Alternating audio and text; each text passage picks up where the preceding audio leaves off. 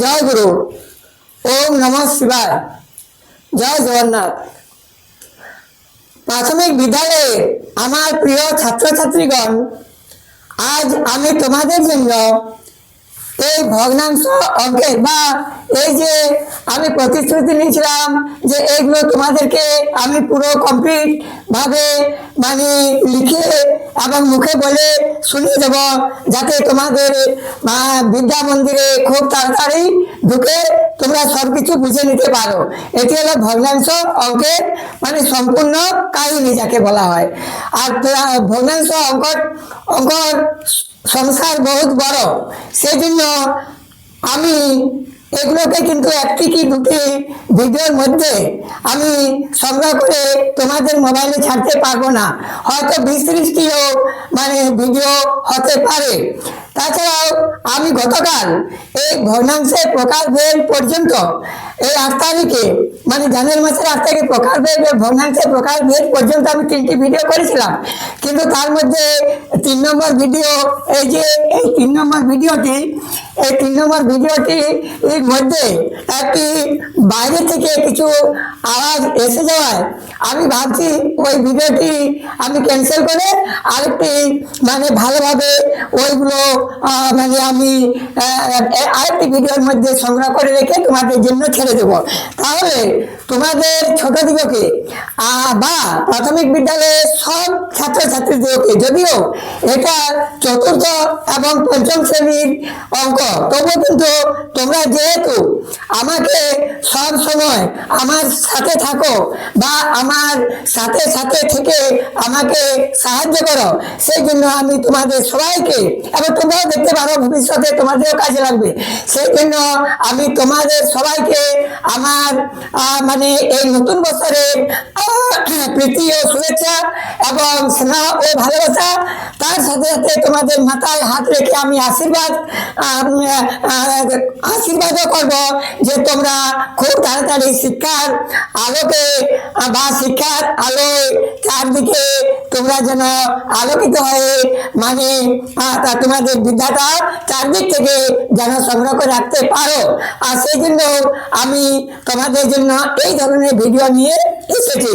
তবে এর মধ্যে আমি আরেকটা কথা বলবো যে যেহেতু তোমাদেরই গুরুজনেরা বা অভিভাবকেরা আমার ভিডিওগুলো আমি ওনাদেরই বা তোমাদের অভিভাবকদের মোবাইলের মধ্যে ছাড়ছি, তাই ওনারাই তোমাদেরকে সাহায্য করে ওই ওনাদের মোবাইলটা খুলে ওনাদের সামনে বসে তোমাদেরকে মানে শিক্ষা দেবেন। আমার কিন্তু এতে কোনো হাত নেই, মানে ভগবান যা করে উনি মঙ্গলই করেন, বা আমি বা কত জানি, তাহলে তোমাদের অভিভাবকেরাই কিন্তু মানে এখানে আমার কথাগুলো মানে ওনারাই তোমাদেরকে গাইড করবে। তোমরা অবশ্যই দেখবে, যদি তোমরা দেখে থাকো তো কবে কিভাবে কেমন করে তোমরা যে বিদ্যাটাকে বা আমার যতগুলো বিষয়ে ভিডিও করব, ইংলিশ অত বেশি করবো না, কেন ইংলিশে আমি বেশি পারদর্শী নই, মেনেই নিচ্ছি। তো অতগুলোই মানে আমি করবো, অতগুলো তোমরা যদি দেখে থাকো তো কিভাবে যে তোমরা খুব তাড়াতাড়ি বিদ্যাটাকে তোমাদের বিদ্যা মন্দিরে সঞ্চয় করে নিতে পারবে, সেটা কিন্তু তোমরা বুঝতেই পারবে না। তাছাড়াও আমি আরেকটা কথা বলবো যে আমিও এই ভিডিও করার সময় অনেক সময় ভুল লিখে ফেলি, বানানো ভুল লিখে ফেলি, ভুল বলেও ফেলি, কেননা আমার চারদিকে একটা টেনশন থেকে গেছে, সেই জন্য আমি একবার ভুল লিখে ফেললে সেইখানে সংশোধন করতে পারিনি, সেদিকে আমার আর নজর যায়নি। একে তো বয়স হয়ে গেছে, তারপরে আবার টেনশন, আমার মতো টেনশন এত কারো থাকেনি, বা এত মানে টেনশন মানুষ এত টেনশন নিয়ে কেউ এই পর্যন্ত এই পৃথিবীতে নেই, হয়তো আমি একজন। তার জন্য আমাকে দিন রাত প্রায় 24 ঘন্টার মধ্যে 22 ঘন্টা মানে এইভাবেই আমাকে খেতে খেতে মানে চলতে হয়। তাছাড়া আমার এই ভুলগুলো জন্য তোমরা খারাপ ভাববে না, আমি তারপরে ভিডিওতে অবশ্যই আমি সংশোধন করে দেবো। তাছাড়াও আমাকে যদি আমার ভুল করার জন্য তোমরা যদি আমার প্রতি মানে রাগারাগি করো বা কিছু বলো বা কমপ্লেন করো, তবু কিন্তু আমি মানে কোনো রাগ করবো না, কেন না ভুল করেছি তা না মানার কি আছে? তাছাড়াও যদি আমার ভুলগুলো তোমরা সংশোধন করতে পারো বা ভুলে ধরে যেতে পারো, তত আমি বেশি খুশি হব। কেননা তখন আমি জানবো যে আবার তোমাদের অভিভাবকদের বা পিতা মাতা বা দাদু দিদার মানে এই সাহায্যের জন্য তোমরা মানে আমার ভুলটাকে সংশোধন করে বা মানে উপরে আমার থেকে উপরে মানে উঠতে পেরেছে বলে। তবে আমি আর বেশি কথা বলতে চাইছি না। এই যে আমি ভিডিওগুলো বলছি বা ভিডিওগুলো তোমাদের জন্য করছি, এগুলো তোমরা তোমাদের বন্ধু বান্ধবদের সাথে মানে আলোচনার মাধ্যমে তোমাদের এই জ্ঞান মন্দিরে মানে বিদ্যাগুলো সঞ্চয় করে রাখবে। আর এই সঞ্চয় করা মানেই আমাদের ভবিষ্যতে কাজে লাগা। দেখো না, আমরা তো সঞ্চয় করি, আমরা মানে আমরা কি বলেছি যে প্রথমে নার্জিতা বিদ্যা, দ্বিতীয় নার্জিতাম ধর্ম, তৃতীয় নার্জিতাম পুণ্যম, চতুর্থে কিম করতে। তাহলে যদি প্রথমে আমরা বিদ্যা অর্জন না করতে পারি, দ্বিতীয় যদি ধর্ম অর্জন না করতে পারি এবং তৃতীয় যদি পুণ্য অর্জন না করতে পারি, চতুর্থে কি করবো? ভেবে দেখো, সামান্য পিঁপড়েরাও মানে কত পরিশ্রম করে এবং তারা বর্ষার দিনের জন্য মানে গরমের দিনে মানে প্রচুর পরিমাণে খাদ্য সংগ্রহ করে রাখে, কিন্তু হায় বিধাতার বিধান যে তাদের সেই নিয়তির লেখা, তাদের হয়তো অনেক খাদ্য বর্ষার জলে নষ্ট হয়ে যায়, তবু কিন্তু তারা সঞ্চয় করতে ছাড়ে না।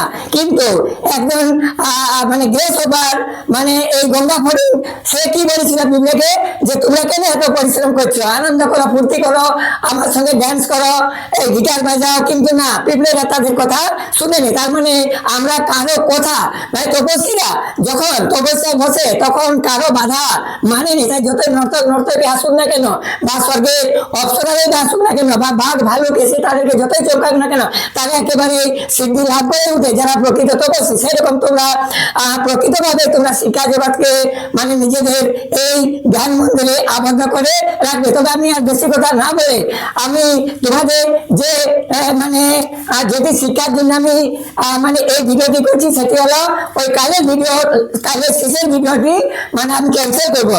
তাহলে আমি কাল আমি কি কি শিখেছিলাম না, সমভগ্নাংশ কাকে বলে, সমভগ্নাংশ কাকে বলে, তাহলে কি কি হয়েছিল না, প্রকৃত ভগ্নাংশ, অপরিত ভগ্নাংশ, আর মিশ্র ভগ্নাংশ, আর মানে একক ভগ্নাংশ। এই একক ভগ্নাংশ পর্যন্ত হয়েছিল।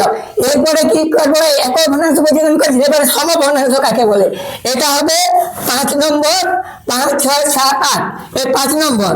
এটা হবে 5 নম্বর যে সমভগ্নাংশ কাকে বলে। সমভগ্নাংশ আকার অনুসার তালে বস। ভগ্নাংশ সমভগ্নাংশ কাকে বলে, কয়াকার কাকে বলে, এটা হলো প্রশ্ন। উত্তর কি লিখবো না, যে সব, এটা হলো প্রশ্ন। পরপলা তালে বসায় ধর্তন্য বানানো দেখে নেবে। যে সব ভগ্নাংশে, যে সব ভগ্নাংশ অঙ্কের,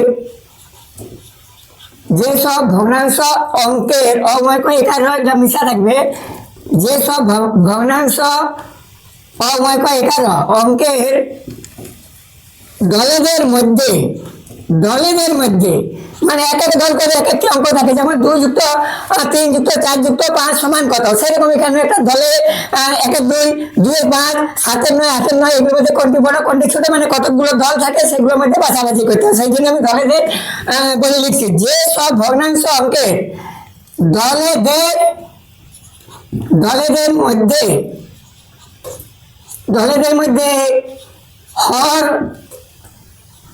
হরগুলো একই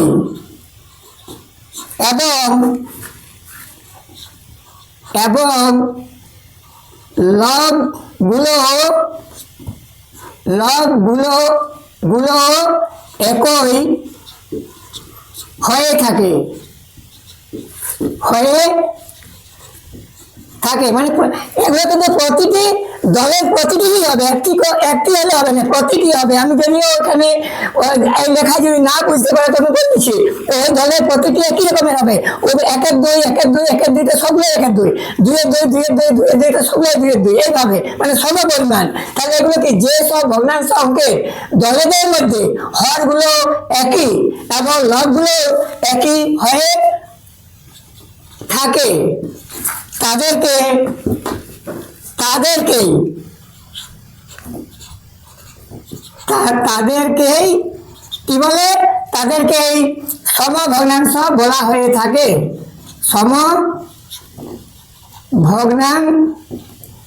সমভগ্নাংশ অঙ্ক বলা হয়ে থাকে,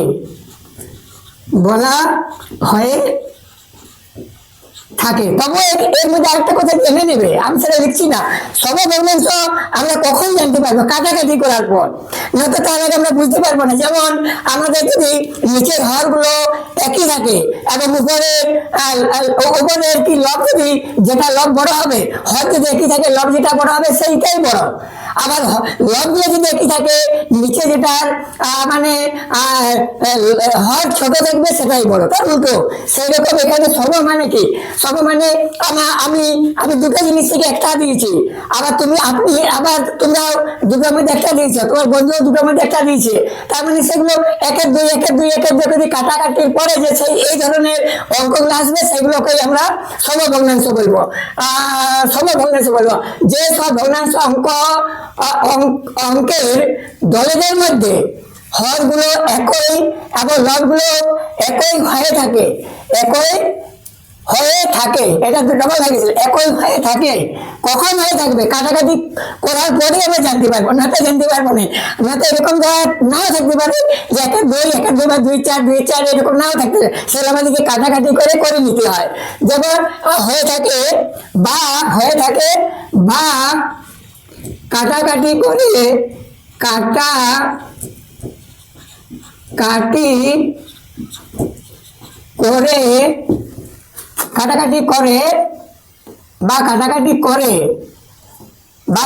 করে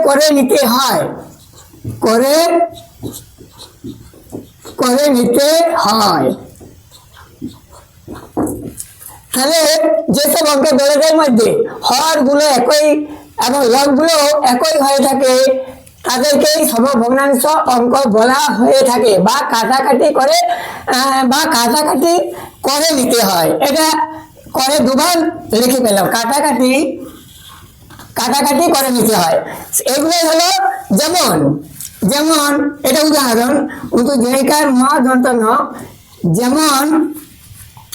যেমন তার মানে কি, হরকে যত দিয়ে কাটবো লবকে আমরা অত দিয়েই কাটবো, তাহলে সেটা হবে। না তো হরকে যদি আমি 5 দিয়ে কাটি লবকে 10 দিয়ে কাটি এরকম হবে না। একই হাতে লব এবং হর দুটোকেই কাটতে হবে। তার মানে কি, ভাজ্য গুলো আলাদা থাকতে পারে, কিন্তু ভাজ্য একটি হবে, ওই তলে উঠবে, মানে একটি অঙ্কের একটি হবে। আর যে অন্য অঙ্কটির অন্য হতে পারে, সেটিরও কিন্তু ওই দুটি লব ও হর একটি সংখ্যা দ্বারা মানে কাটতে হবে, দুটো সংখ্যা দ্বারা কাটলে হবে না। যেমন এটা যেমন জয়কার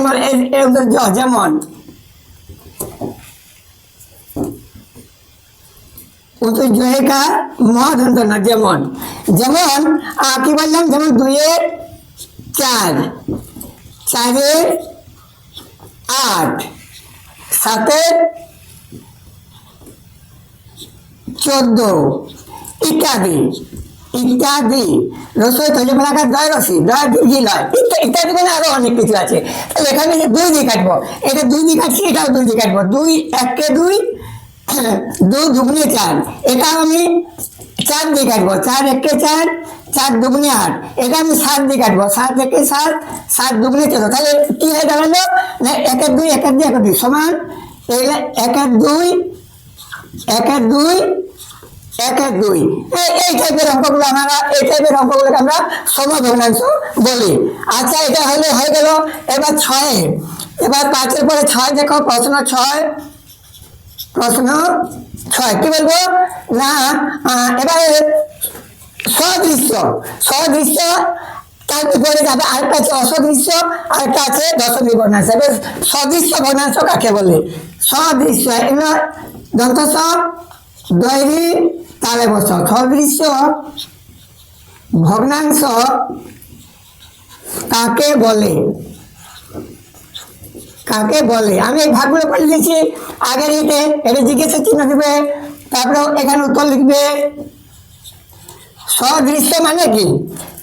যে সব ভগ্নাংশ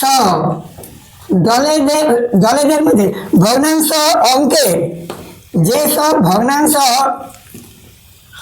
অঙ্কগুলোর দলেদের মধ্যে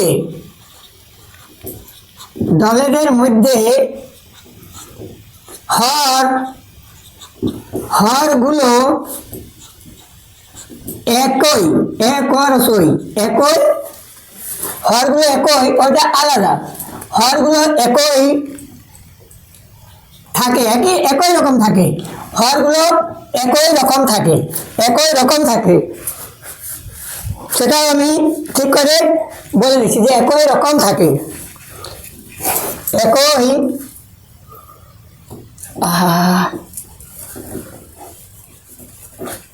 হরগুলো একই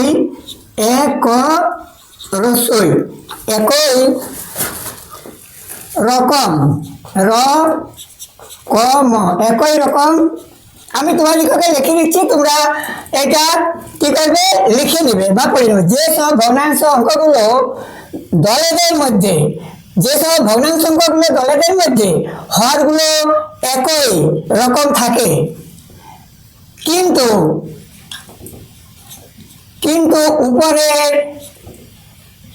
উপরের লবগুলো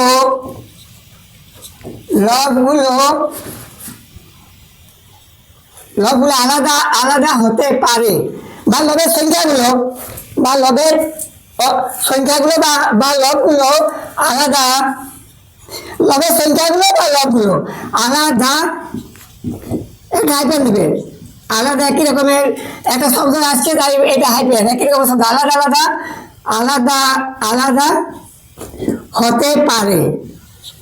হতে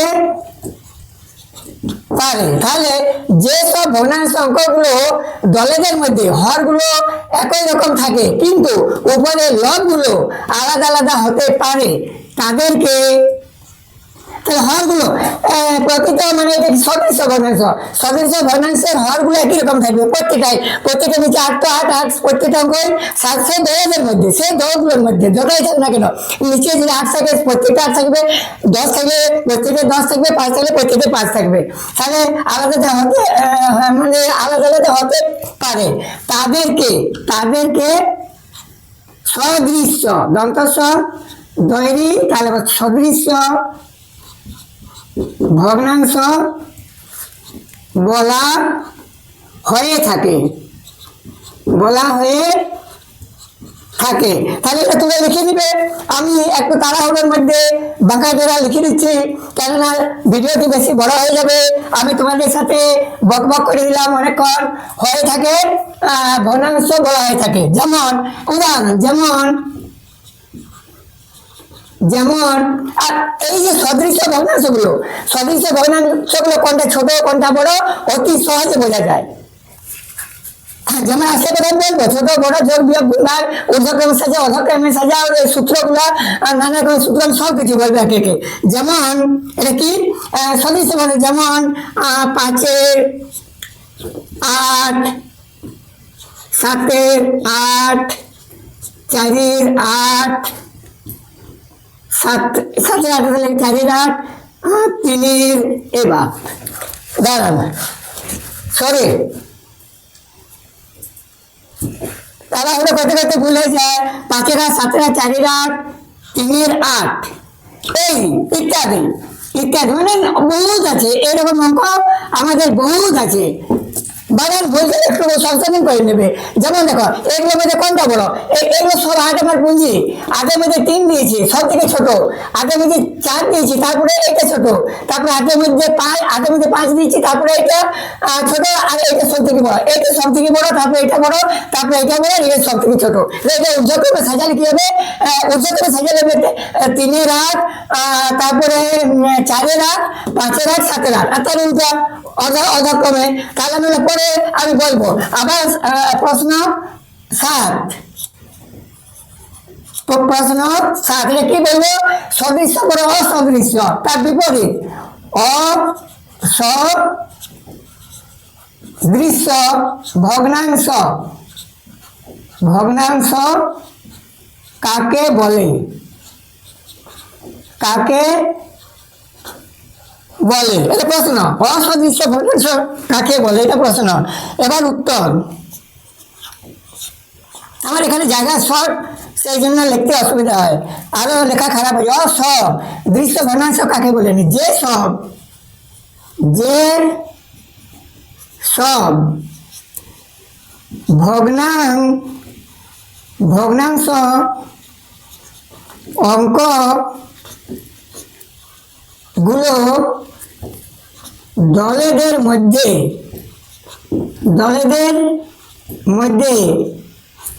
মানে লব ও হরের কোনো ভারসাম্য থাকে না, কোনো ভারসাম্য বা একই মানের কোনো ভারসাম্য বা কোনোটাই একই মানে থাকে না, বা কোনোটাই একই মানে থাকে না, কোনোটাই একই মানে থাকে না, বা কোনো অংশটাই একই মানে, বা কোনো অংশটাই একই মানে থাকে। তো আরেকটা কথা, এই সংজ্ঞাগুলো মানে রকম রকম হয়, অনেক রকম হয়, যে আমি এইভাবে লিখলাম, আবার কোনো শিক্ষক মাস আবার অন্যভাবে লিখতে পারেন, আবার কেউ অন্যভাবে লিখতে পারেন। এইসবগুলো যে যিনি যেমন ভাবে লিখতে পারেন, কেউ শর্টে লিখে দেয়, কেউ বিস্তার ভাবে লিখে দেয়, আবার মানে কি বলবো, মানে ওই বাক্যটিকে কেউ সুন্দরভাবে লিখতে পারে, কিন্তু আমি বাক্যটিকে এত সুন্দরভাবে লিখতে পারছি না, কেননা আমার ভিডিওটা একটু বড় হয়ে যায়, সেই জন্য আমি তাড়াহুড়ো করে আমি লিখে দিই। লব হরের কোনো ভারসাম্য বা কোনোটাই মানে সমান থাকে না, সমান থাকে না, বা একই রকম থাকে না, কোনোটাই একই রকম থাকে না, বা লব হরের কোনো ভারসাম্য বা কোনোটাই একই রকম থাকে না। এটা কি রেখেছি, যেসব ভগ্নাংশ অঙ্কগুলো দলেদের মধ্যে লব হরের কোনো ভারসাম্য বা কোনোটাই একই রকম থাকে না, এখানে লিখে দেবে একই রকম বা কোনোটাই একই রকম, কোনোটাই একই রকম বা একই রকম বা কোনোটাই ভারসাম্য বা কোনোটাই একই রকম বা একই মানে থাকে না, তাদেরকে থাকে না, এখানে কমাও দিতে পারো, পূর্ণচ্ছেদও দিতে পারো, থাকে না, তাদেরকে কি বলে, অসদৃশ্য ভগ্নাংশ বলে, অসদৃশ্য ভগ্নাংশ বলে। যেমন কি হবে না, যেমন 7-এর 8, এটা একটা প্রকৃত ভগ্নাংশ হয়ে গেল। এবারে 9-এর 5, 4-এর 3, 3-এর 6, এরকম ভাবে মানে উল্টা সিধা থাকবে, আবার আবার মিশ্র ভগ্নাংশ থাকতে পারে, মানে রকম রকম থাকতে পারে ইত্যাদি। আমি ছোটে খাটে লিখে দিচ্ছি, আবার তোমাদেরকে আমি ছোটে বুঝাবো, ইত্যাদি ইত্যাদি, রসই তৈজমূলাকার দরসি ইত্যাদি ইত্যাদি। তাহলে এগুলো হলো কি, অসদৃশ্য ভগ্নাংশ। এটা কোনো কারো লব হর একই নয়, মানে সব উল্টা সিধে, মানে এরকম রকম আছে। আরেকটা বাকি আছে দশমিক ভগ্নাংশ। এটা প্রশ্ন 8। দশমিক দ তালে বস ময়ূরসী ক, দশমিক ভগ্নাংশ অঙ্ক কাদের বলে বা কাকে বলে? কাদের বলে? বলছে দশমিক ভগ্নাংশ অঙ্ক কাদের বলে? উত্তর যে সব অঙ্কগুলির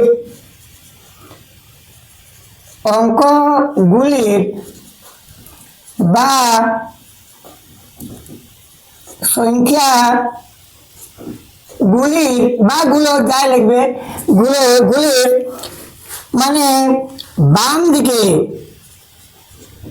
বা মাঝখানে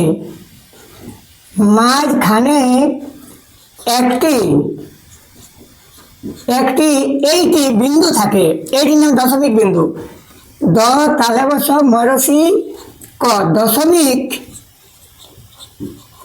বিন্দু থাকে।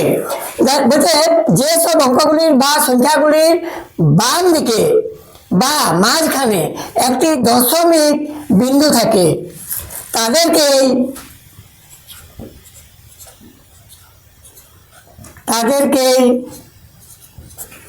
দশমিক দ তালে বস ময়ূরসী ক, দশমিক ভগ্নাংশ ভ ধনুরাকার অনুসার তালে বস ভগ্নাংশ অঙ্ক অঙ্ক বলে। যেমন এটা ভালো করে উদাহরণটা দেখে নিবে। যেমন কত? 0.5, তারপরে 0.6, আবার 0.79, এটা 7 নয়, আবার 0.075, এইসব ধরনেরগুলো এগুলো হচ্ছে উদাহরণ। ইত্যাদি এবার এখানে ইত্যাদি লিখে দাও। ইত্যাদি প্রত্যেকটা লিখে দিতে হবে। ইত্যাদি মানে আরো অনেক আছে, সেগুলো এগুলোই নয়, খালি এই অঙ্কগুলোই নয়, আরো বহুত আছে, হাজার লক্ষ কোটি অজস্র। সেই জন্য আমরা ইত্যাদি বলে অবশ্যই লিখবো। ইত্যাদি। আরেকটা ইত্যাদি পরিবর্তন অনেক জায়গায় প্রভৃতি বলে লেখা হয়, সেটা আমি পরে বলবো। বাংলা ভাষা যখন আমাদের বাংলা ভাষার যে আমি ছোটদের বাংলা ভাষার যে মানে কি শিক্ষার আসরে যে আমি বই করেছি, তখন আমি আমি তোমাদের জন্য ভিডিও করে ছাড়বো, সেগুলো আমি বলবো। তাহলে আমি এই ভিডিওটা বেশি বড় করতে চাইনি।